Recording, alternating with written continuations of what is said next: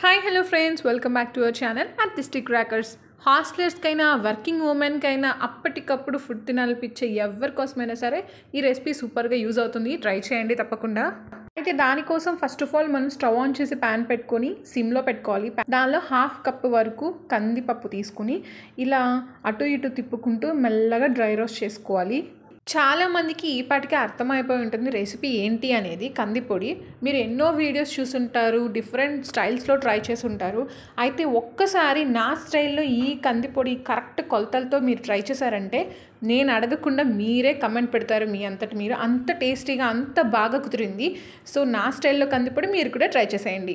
ఇలా dry roast అయిపోయిన కందిపప్పుని ఒక ప్లేట్లోకి ట్రాన్స్ఫర్ చేసుకోవాలి. ఆ తర్వాత కప్లో 10వ వంతు, ఏ కప్ అయితే నేను కందిపప్పు తీసుకున్నానో అదే కప్లో 10వ వంతు వరకు కొంచెం మినపగుళ్ళు, మినపప్పు అయినా సాదా మినపప్పు అయినా సరే మనం యూజ్ చేసుకోవచ్చు. అలాగే మళ్ళీ 10వ వంతు పెసరపప్పును వేసుకుని ఇలాగే డ్రై రోస్ట్ చేసుకుంటున్నాను. లో ఫ్లేమ్లో పెట్టి మాత్రమే డ్రై రోస్ట్ చేసుకోవాలండి. ఎప్పుడైనా మనకి బాగా బోర్ కొడుతున్నప్పుడు, ఖాళీగా ఉన్నప్పుడు ఇలా మనం ప్రిపేర్ చేసి పెట్టుకుంటే ఇన్స్టెంట్గా ఎప్పుడు కావాలంటే అప్పుడు తీసి సర్వ్ చేసేసుకోవచ్చు. 1 మంత్ వరకు నిల్వ ఉంటుంది. సో దీన్ని మెల్లగా ఇలా డ్రై రోస్ట్ చేసుకుంటూ ఉన్నప్పుడు మినువులు అలాగే పెసలు కొంచెం రెడిష్గా ఉంటాయి.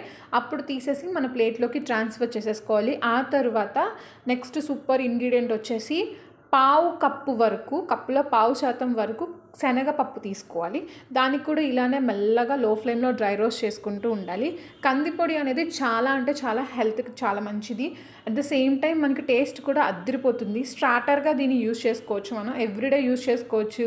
లేదంటే అప్పటికప్పుడు వంట చేసే మూడ్ లేనప్పుడు కందిపొడి వేసుకొని కూడా ట్రై చేయొచ్చు. అలాగే 1 ఇంచు పొడవున్న ఎండి కొబ్బరిని సన్నగా స్లైసెస్గా కట్ చేసుకుంటే తొందరగా మనకి డ్రై రోస్ట్ అవుతుందండి. అలాగే 1.5 టీ స్పూన్ జీలకర్ర, నెక్స్ట్ ఒక 1 టీ స్పూన్ వరకు వాము, 1/2 టీ స్పూన్ ధనియాలు, 4 నుంచి 5 వరకు ఎండిమిరపకాయలు, అలాగే 10 నుంచి 15 వరకు మిరియాలు, 2 లవంగంలు, ఒక చిన్న 1/2 ఇంచ్ దాల్చిన చెక్క, 6 నుంచి 7 వరకు వెల్లుల్లి రెబ్బలు, అలాగే కప్లో 10% వరకు పల్లీలు, 1 ఇంచు చింతపండు తీసుకోవాలి. యాలకులు మనం తీసుకునే కందిపొడి క్వాంటిటీని బట్టి తీసుకోవాలి. ఇక్కడ నేను యూజ్ చేస్తున్న క్వాంటిటీకి 1 నుంచి 2 వరకు యాలకులు సరిపోతాయి, మీడియం సైజ్వి. లేదు దీనికంటే ఎక్కువ క్వాంటిటీ ప్రిపేర్ చేసుకుంటున్నామంటే ఈ కొలతల్ని డబల్ త్రిబుల్ చేసేసుకోవడమేనండి. అప్పుడు యాలకులు మనం 2 to 4 తీసుకోవాలి. చాలామందికి డౌట్ రావచ్చు, చింతపండు వేస్తే మరి టేస్ట్ బాగుంటుంది కానీ నిల్వ ఎలా ఉంటుంది, ఇది పౌడర్ కదా, అది కూడా డ్రై రోస్ట్ చేస్తున్నాం కదా, బూజు పట్టడం లాంటిది, పురుగులు పట్టడం లాంటిది ఏమైనా వస్తుందని మీకు డౌట్ రావచ్చు. అందుకనే డ్రై రోస్ట్ చేస్తున్నప్పుడు చింతపండును కూడా నేను డ్రై రోస్ట్ చేస్తున్నానండి. ఏమీ కాదు, ఇదంతా కూడా నీట్గా బ్లెండ్ అయిపోతుంది. చింతపండు అనేది వేడి మీద ఉండి నీట్గా మనకి పౌడర్ అయిపోతుంది ఈ అన్ని క్వాంటిటీస్తో. Next the most important ingredient కరివేపాకు. ఒక మీడియం సైజ్ కరివేపాకు ఆకుల్ని మనం ఒక 2 రెమ్మల వరకు తీసుకోవచ్చు. మంచి కలర్ వస్తుంది, టేస్ట్ కూడా వస్తుంది. వీటన్నిటిని కూడా చల్లారి పెట్టేసుకోవాలి. ఇవన్నీ కూడా పూర్తిగా చల్లారిన తర్వాత మాత్రమే మనం మిక్సీ జార్లో వేసుకొని ఫైన్ పౌడర్గా ప్రిపేర్ చేసుకోవాలి. ఇందాక చెప్పాను కదా యాలకులు మర్చిపోయానని చెప్పేసి నేను 2 యాలకులు తీసుకున్నాను. ఇలా మిక్సీ జార్లోకి ట్రాన్స్ఫర్ చేసుకొని ఇవన్నీ వేసుకున్న తర్వాత ఒక 1/2 టీ స్పూన్ వరకు ఇంగువ, 1/2 టీ స్పూన్ దాకా ఉప్పు వేసుకున్నాను. ఇది వచ్చేసి పింక్ రాక్ సాల్ట్ అండి. మీరు గల్లుప్పు కూడా యూజ్ చేసుకోవచ్చు. గల్లుప్పు అయితే కొంచెం తక్కువ క్వాంటిటీ వేసుకోండి. ఇలా పౌడర్గా ప్రిపేర్ చేసుకున్నాం కదా, బరకగా అస్సలు ఉండకూడదు, ఫైన్ పౌడర్గా ఉండాలి. అప్పుడు టేస్ట్ చాలా బాగుంటుంది. రైస్లో కూడా మిక్స్ చేసుకోవడానికి చాలా బాగుంటుంది.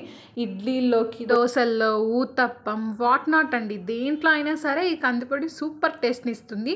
దీన్ని చక్కగా ఒక గ్లాస్ జార్లో కానీ నీట్గా ఒక ప్లాస్టిక్ జార్లో కానీ పెట్టుకొని 1 మంత్ వరకు మనం దీన్ని యూజ్ చేసుకోవచ్చు. చాలా అంటే చాలా టేస్టీ. అలాగే మన పూర్వీకులు మనకి ఇచ్చిన దానిలో హెల్దీ వంటకాల్లో కందిపొడి కూడా ఒకటని మర్చిపోవద్దు. మన పూర్వీకులు మనకి ఇచ్చిన హెల్దీ వంటకాల్లో కందిపొడి కూడా ఒకటి. దీన్ని డైలీ ట్రై చేయొచ్చు. దీని టేస్ట్ అంతా కూడా డ్రై రోస్ట్ చేసే విధానంలోనే ఉంటుంది. పర్ఫెక్ట్ అరోమా వచ్చేదాకా మాడిపోకుండా అటు ఇటు కదుపుకుంటూ పప్పుల్ని వేయించడంలోనే ఉంటుంది. సో ఈ కందిపొడిని నా స్టైల్లో మీరు కూడా ట్రై చేసి ఎంజాయ్ చేయండి. అలాగే మన వీడియోకి ఒక లైక్ కొట్టడం, షేర్ చేయడం అస్సలు మర్చిపోవద్దు. ఇలాంటి మరిన్ని వీడియోస్ కోసం మన ఛానల్ని రెగ్యులర్గా ఫాలో అవుతూ ఉండండి. Thanks for watching. Wait for my next video. Bye.